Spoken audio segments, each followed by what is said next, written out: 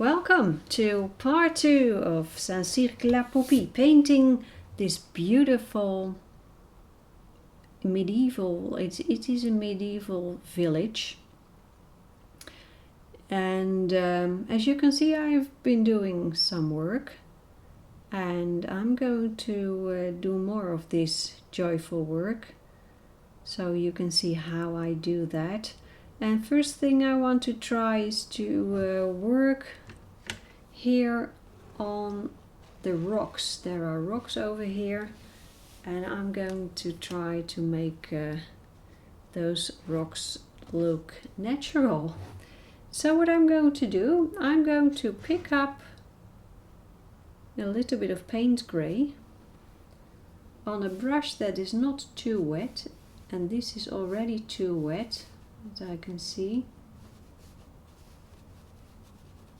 I need less water and more paint, and maybe, but I'm still learning, so maybe this would work better with a traditional brush, not a water brush like this.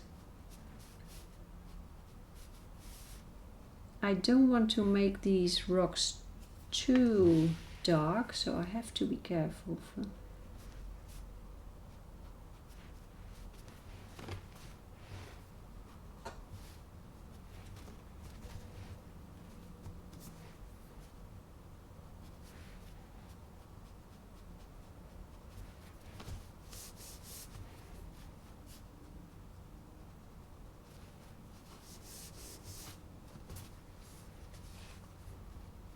Let's work on this area first. This is a little more close by. Look, and now my brush is a little bit drier, and that works much better.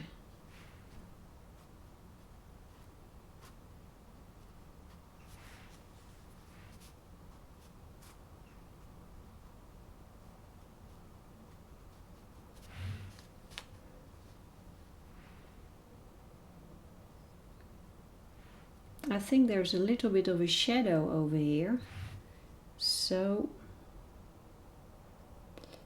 let's add a touch of ultramarine blue, just a touch, and a touch of, let's try burnt umber. Why not? A little bit more.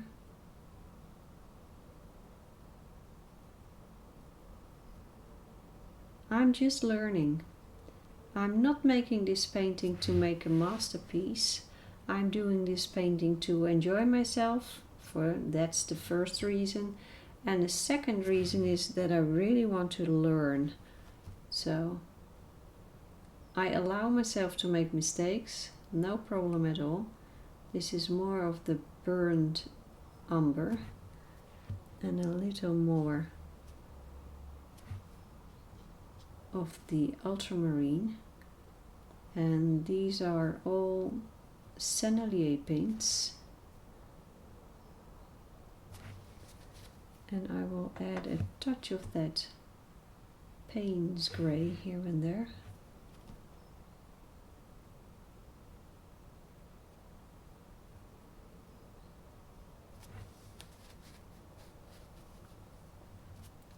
I will let this dry. I'm not sure if it will work, but I will just leave it there and then we'll see. And I think I'm going to use that ultramarine here in the background. I think that would work much better.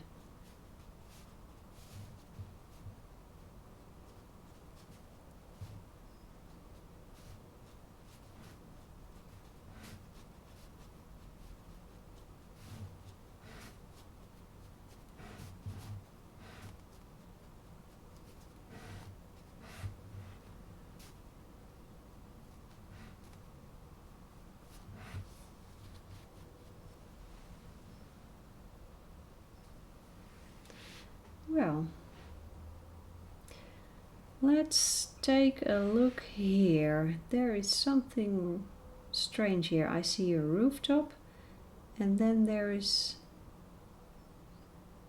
not a building here, there's a wall here, so that looks weird. I have no reference photo close to me, so I will have to improvise. Well, why not just improvise? And I will start with pulling this tower down. Here a little bit of Payne's grey, just to see what happens.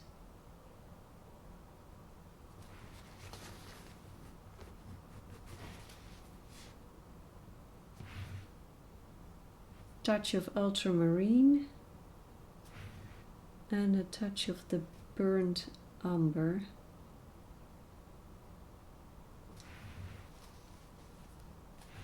And right now I'm using different colors than I used to do a couple of weeks ago when I was working on this painting, and that is just fine, I think, because I think that has everything to do with the learning process and exploring things. It's okay.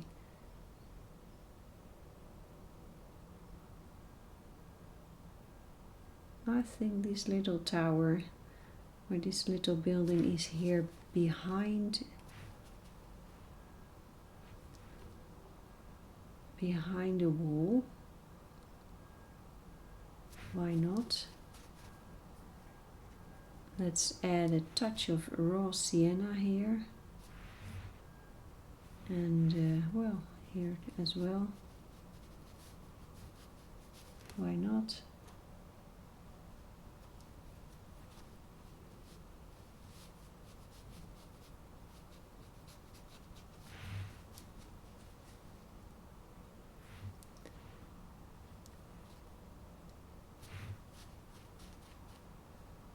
And I think this building here, if I make it up to here, things will be more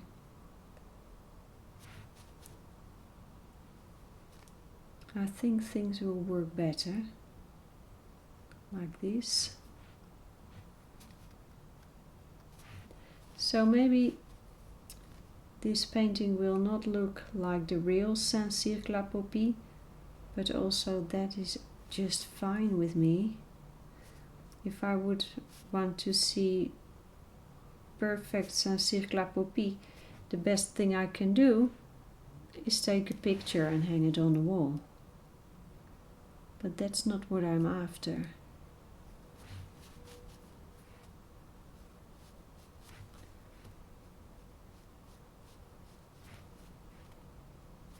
So that was the ultramarine blue, and now a touch of that burnt umber again.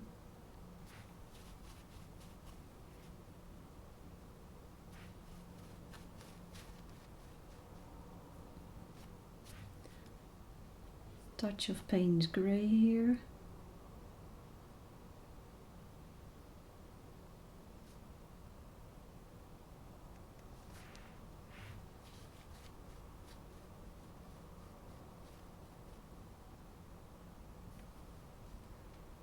Touch of Payne's grey here.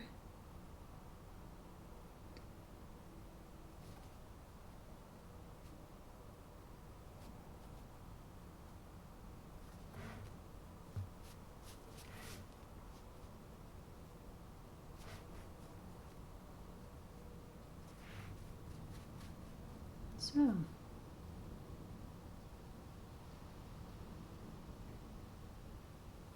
now this building, let's see if I can get you a little bit closer.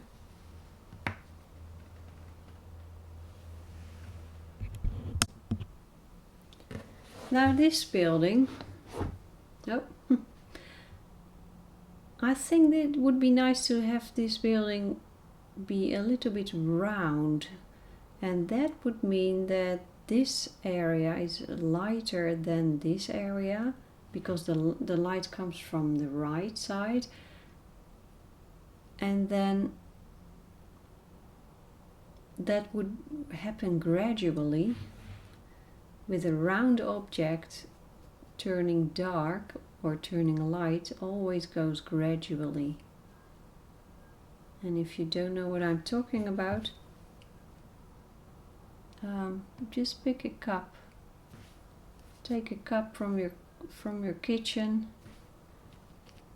put it in front of the window and see how light and dark gradually the area where the sun or the light hits the cup gradually turns into the darker side. It's not just like a strong edge.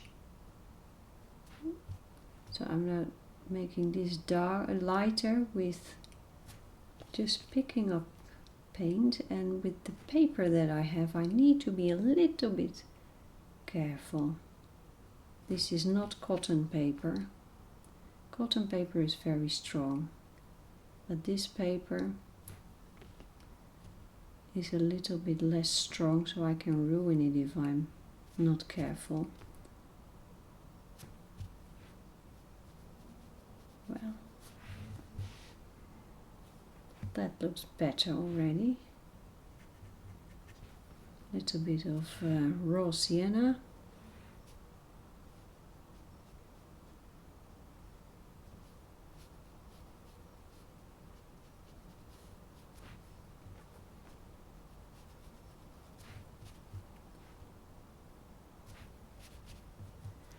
And a little bit of Payne's grey.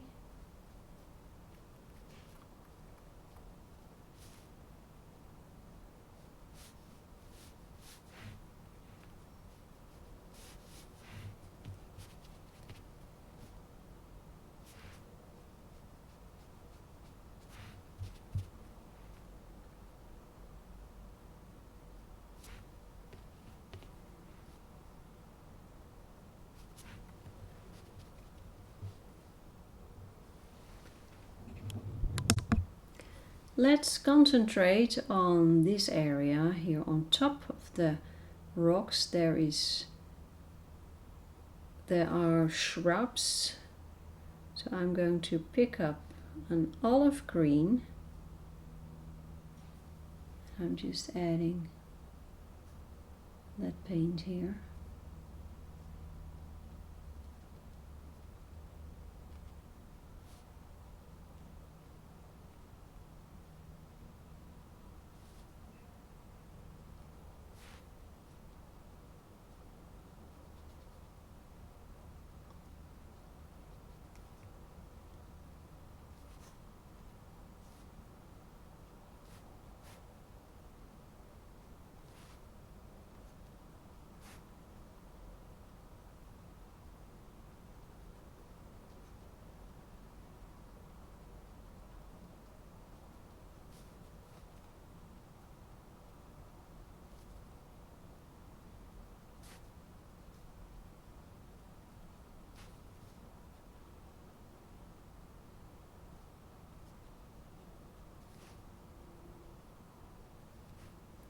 And I'm just distributing the paint to areas where I think there could be a little bit of green.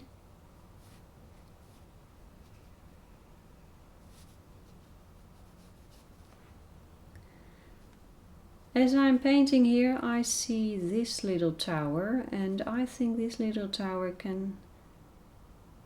would improve if I add a little bit more color here to the tower. So I'm cleaning my brush right now, picking up that raw sienna. That was an accident, but I think it's a happy accident.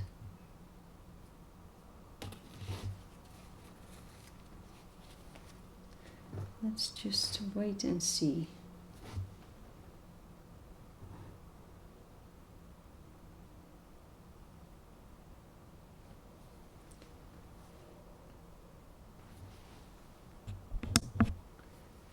So I think I need to add a touch of Payne's grey.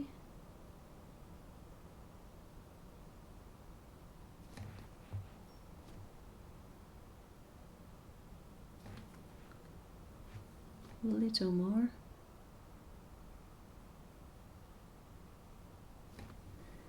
That is a little bit too much.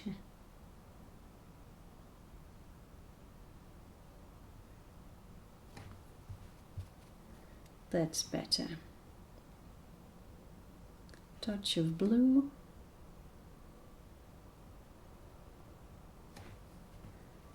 And a touch of that raw umber. No, I mean burnt umber.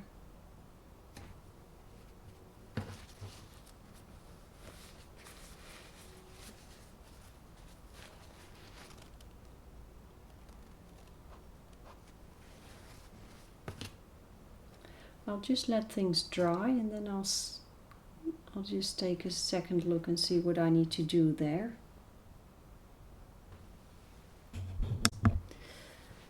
So this is how I build and build and build and try to improve my painting. Just doing it.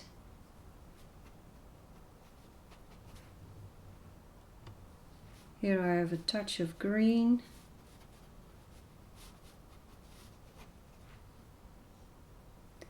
The best thing to learn how to paint is not by watching videos, but it is by doing it. Grabbing your brush and your pencils, or brush and not pencils, your brush and your paints, and just dive into it.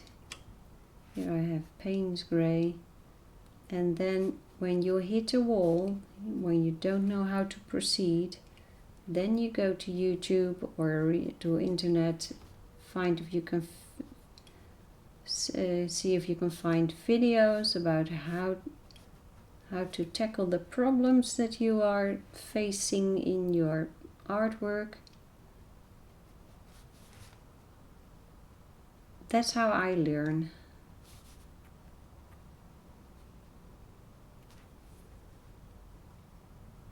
And I'm also watching not only watercolor videos, but also oil painters, acrylic painters, a lot of pastel painters.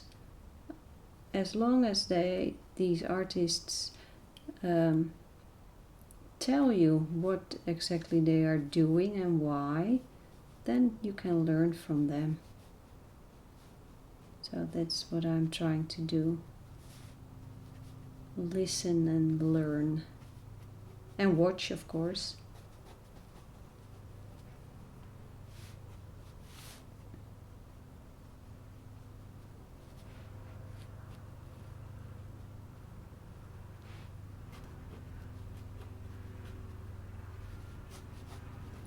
Okay, I think this is it for now.